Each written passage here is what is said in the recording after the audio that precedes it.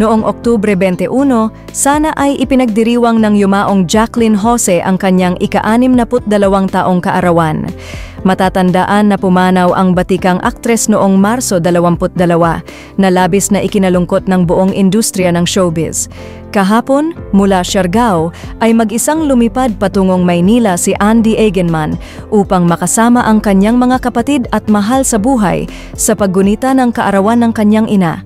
Pagdating ni Andy sa Maynila, masayang sinalubong siya ng kanyang stepmom na si Maricar Jacinto Eigenman, pati na rin ng stepsister niyang si Stevie.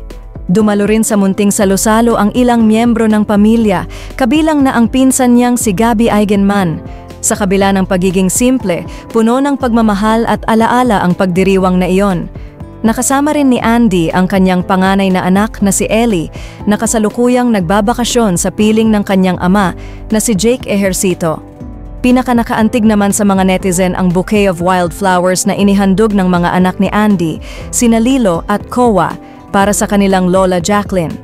Mayroon pa itong handwritten notes mula sa dalawang bata bilang simbolo ng kanilang pagmamahal at pag-alala sa lola nilang labis nilang minamahal. Habang patuloy na lumilipas ang panahon, nananatiling buhay sa puso ng kanyang pamilya at mga tagahanga ang alaala ni Jacqueline Jose, isang inang mapagmahal, isang kaibigang tapat, at isang aktres na tunay na pinagpala ng talento. Tunay ngang walang kamatayan ang pag-ibig ng isang anak sa kanyang ina, at sa bawat alaalang iniwan ni Jacqueline, patuloy siyang nabubuhay sa puso ng mga nagmamahal sa kanya.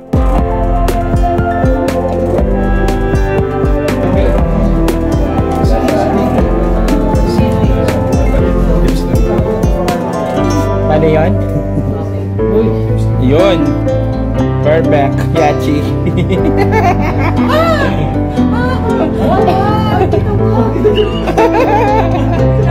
I love that. Okay.